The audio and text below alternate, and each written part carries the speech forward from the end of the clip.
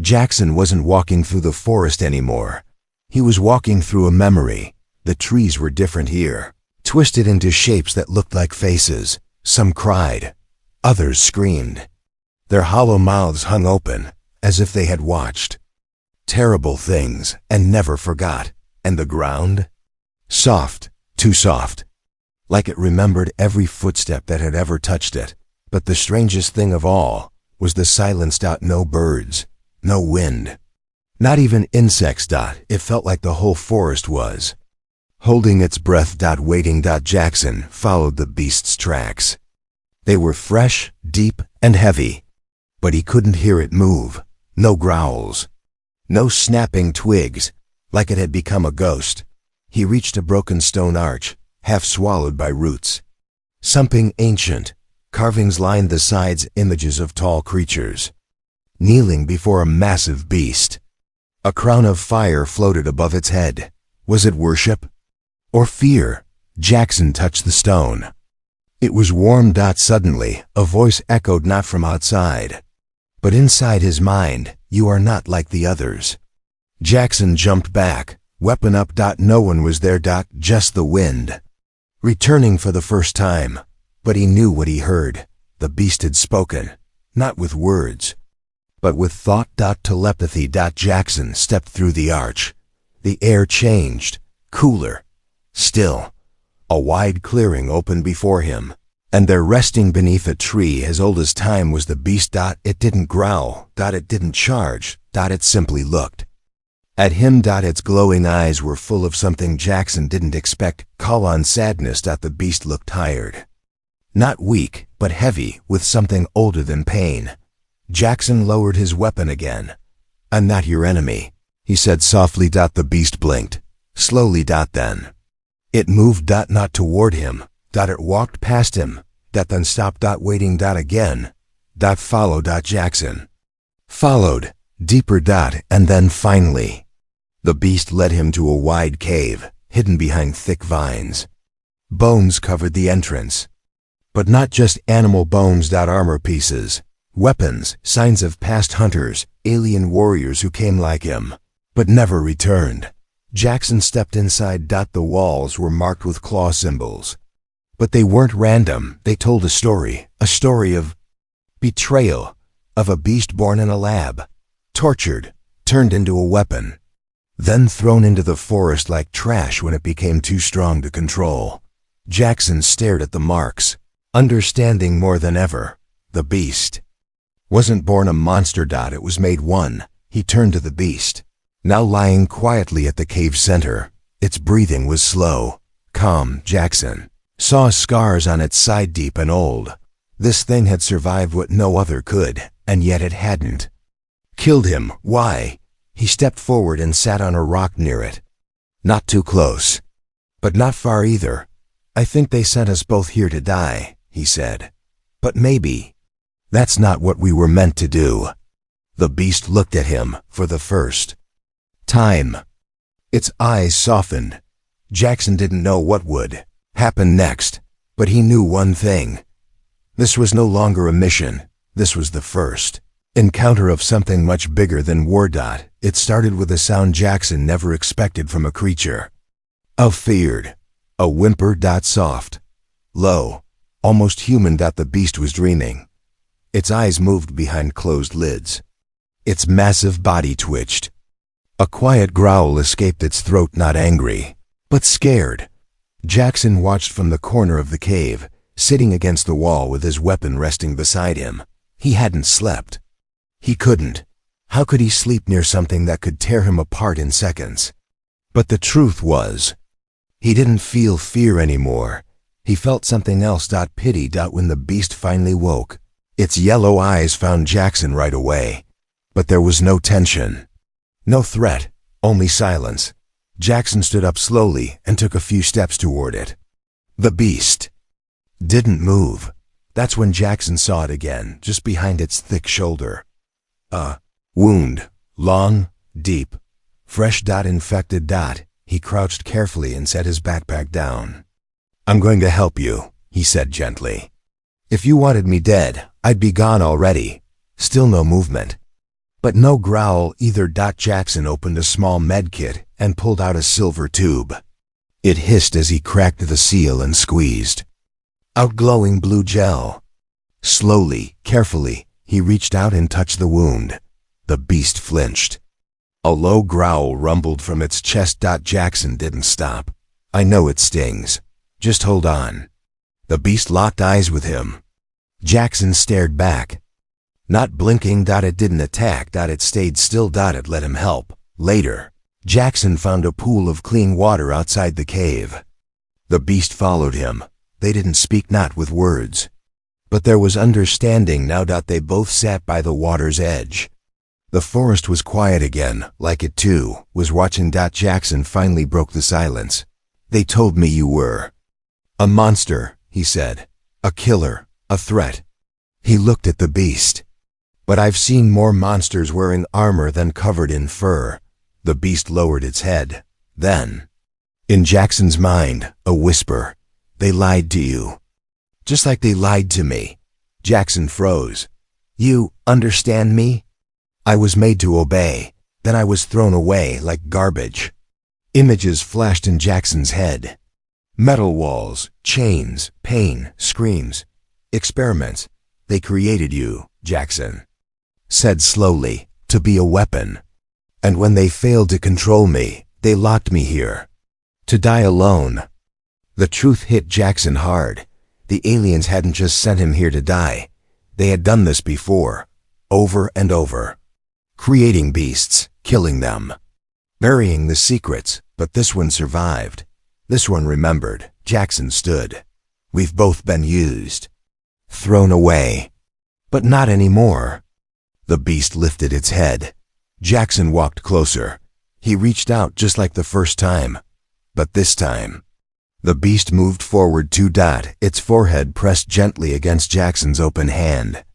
And in that moment, something changed. They weren't enemies.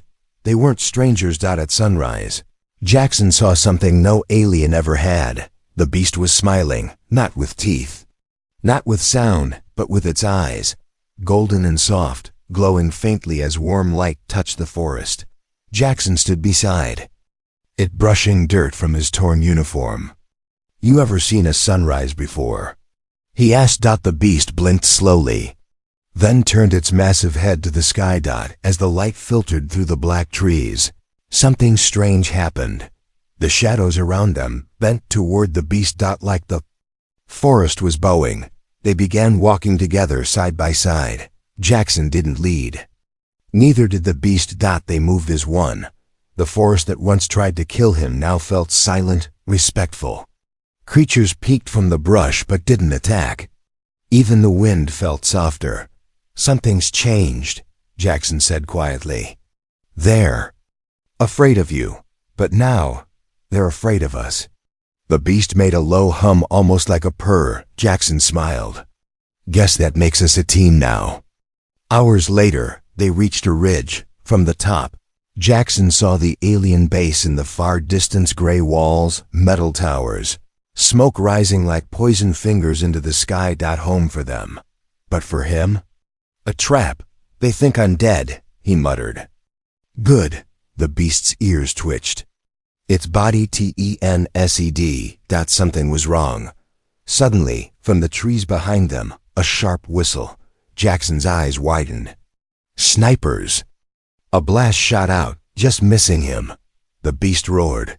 From the shadows, 2 alien soldiers stepped out, elite scouts, both holding stun rifles.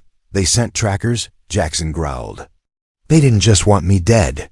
They wanted to make sure of it." One of the scouts spoke into a wrist device. "Target found. Repeat, humans still alive. And it's with the creature." The other raised his weapon. "Orders say kill both." But before he could fire, the beast moved. In less than a second, it leapt from the ridge, slammed one soldier into a tree, and spun toward the other with a roar that shook the leaves from every branch. Jackson dove behind a rock as a shot hit the ground next to him. He rolled, grabbed a fallen stun rifle, and fired back. The last soldier hit the ground hard. Silence returned. The beast stood tall, breathing fast but unhurt. Blood on its claws. Jackson walked to its side. "You saved me," he said, panting. Again. The beast looked down at him. In his mind, it spoke just one word: bonded. Jackson felt it. Something deeper than friendship. Not just trust, loyalty. Connection, unity. They weren't just allies now. They were linked. Mind to mind. Heart to heart. The kind of bond that couldn't be broken, even by death. That night, they sat by a small fire. Jackson cooked from a survival pack. The beast chewed a large bone from the fallen scouts. It was peaceful. Then the beast turned. "Him. They will come in greater numbers now," Jackson nodded. "Let them come." He looked into the flames. "We're not the same as when they left us here." He reached out his hand. The beast pressed its head into his palm. "We're stronger now," Jackson whispered. "Together." The sky was dark with heavy clouds. Thunder rumbled far away. A group of alien warriors stood in a wide circle on the rocky ground. In the center stood a human, tall, quiet, and alone. His name was Jackson. He was the only human in the alien army. The aliens did not like him. They laughed at him, whispered behind his back, and called him soft meat. To them, humans were weak, slow, and too emotional. They believed Jackson didn't belong in their world. At the front of the group stood General Vrax, a large alien with silver skin and 4 glowing eyes. He was feared by all. "Jackson," Vrax said loudly, his voice cold and sharp. "Step forward." Jackson walked slowly into the center of the circle. He kept his face calm, even though he could feel all the eyes watching him. Some were smiling cruelly. Others just waited for the show. "You will go into the forest of Galrath," Vrax said. "You will hunt the beast that lives there." The moment the words left his mouth, the aliens gasped. A few even laughed. The forest of Galrath was cursed. That's what everyone said. No one who entered it ever came back. There was a beast in that forest, something huge, wild, and deadly. Even the strongest alien warriors feared it. "Sir," Jackson said carefully, "what is the mission goal?" Vrax sneered. "Kill the beast. Or die trying." Jackson understood now. This was not a mission. This was an execution. They wanted to get rid of him. He had no friends in the army. He was always alone, always treated like a joke. The aliens had finally found a way to send him to his death. With a smile on their faces, Jackson gave a small nod. Understood.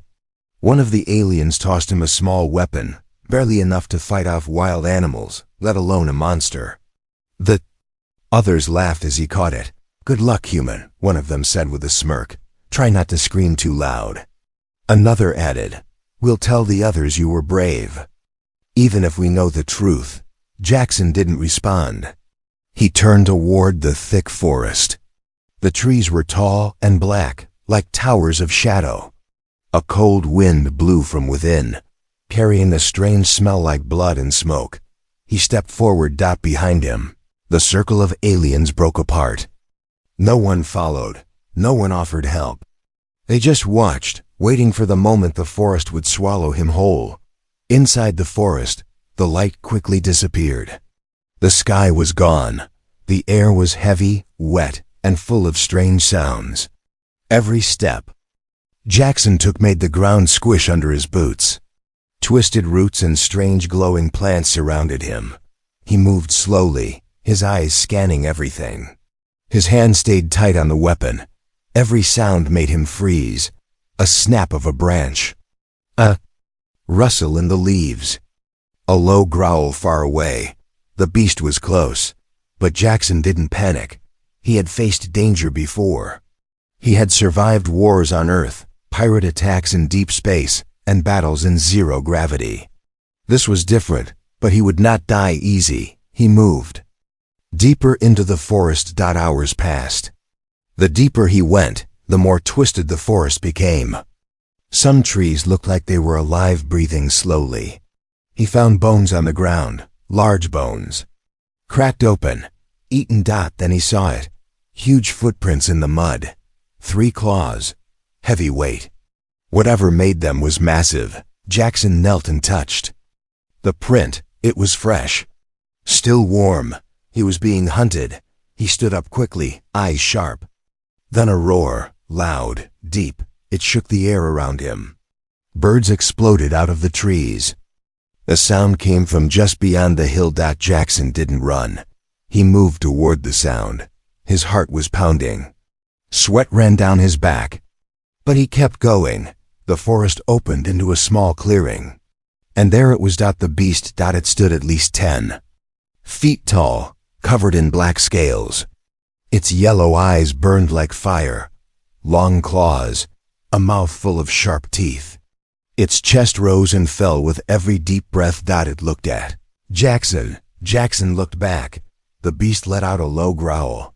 Jackson didn't raise his weapon. Not yet. He took one small step forward. And the beast didn't move. Not yet. The first thing Jackson noticed was that the forest had a heartbeat. Not his own. Not the beast's. The forest itself. Every few seconds, the ground gave a slow, heavy thump, like something deep beneath the soil was breathing. The trees creaked like old bones. The leaves above didn't just rustle, they whispered, "He's here." Another one. Meek, weak, warm. Jackson froze. It was the same place where the beast had stared him down just hours ago. But now the clearing was empty. The beast was gone, but the air still felt heavy, wet, alive. He wasn't alone. He stepped carefully, moving deeper. The trees were darker here, twisted and bent as if they were trying to escape the sky. Strange glowing bugs buzzed around him. One landed on his arm and burned him before flying off. Jackson didn't flinch. He knew this was no normal forest. Something had shaped this place. Something old. Something angry. He kept moving. The path twisted like a serpent, going up and down small hills, under hanging vines, through roots as thick as a man's chest. He found bones again, fresh ones this time. Some still had flesh on them. Alien armor. Pieces were scattered around. He paused at one set of bones. A torn belt still had a name tag, KREL, Sean, Scout Division. Jackson had heard of him. A brave warrior, strong, fast. Now just food.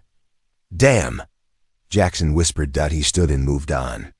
Every step now felt like it echoed too loud. Suddenly, the forest went silent. No wind, no bugs, no whispering leaves. Jackson stopped. His hand slowly reached for his weapon. Then he saw it. A shape, not the beast, its tracks. Huge clawed footprints. Circling him, Jackson turned slowly. The prints weren't just ahead of him, they were behind him too. He was being followed, or maybe surrounded. He pressed his back to a large tree and crouched. His eyes scanned the darkness. The silence broke. With a deep, rumbling growl, it came from behind. Jackson spun. Weapon up, but nothing was there. Then a snap to his right. He turned. Still nothing. His heart beat faster now. But his mind stayed sharp. This was a hunt, and he was the prey. Minutes passed. Then something caught his eye movement. Not fast, slow, careful. A massive shape, half hidden in the shadows. 2 glowing eyes. Watching him from between thick roots. The beast. Jackson didn't move. The beast didn't charge. Instead, it stepped out of the dark, slowly. Like it wanted to be seen. Jackson finally got a good look. It was bigger than before. Maybe 12 feet tall now. Thick black fur mixed with armored scales. Its tail swung behind like a whip. Its claws dripped with something dark. But its eyes, they didn't look wild. They looked curious, like it was studying him. Jackson slowly lowered his weapon. "I'm not here to fight you," he said, voice calm. "They sent me to kill you. Or to die." The beast tilted its head. Jackson took a slow step forward. The beast growled, not a warning, but something softer. Jackson froze, hand open. "I don't want to die." And I don't think you want to kill me, do you? Silence. Then, the beast turned and walked away into the deeper forest, but it stopped once and looked back. Jackson understood the message. Followed. He took a breath, then stepped after the beast. He was no longer just in a death trap. He was entering the beast's territory by invitation. But why? And what waited deeper in the forest? The guards at the alien base were bored. Another gray morning. Another empty forest. Nothing ever came back from Galrath, not even screams. One of them yawned, chewing on dried meat. How long you think before they send another soft-boned human? The other shrugged. That one's been gone 4 days. Bones probably got swallowed whole. They laughed. Then the ground trembled. Just once. Soft. Again. Louder. The meat dropped from the guard's hand. Did you feel that? From the treetop towers, scouts scanned the forest with high-zoom lenses. Movement at Sector 9, one of them reported. Big movement. Heavy. Another scout grabbed the viewer. His jaw dropped. That's not possible. The commander pushed past them, eyes narrow. What did you see? The scout turned slowly. A human. The room went quiet. He continued, voice shaking. A human. Riding the beast. At the edge of the base, dust rose from the trees. Marching through the forest like a shadow returned. From legend was Jackson. Alive. Upright. Mounted on the beast's back.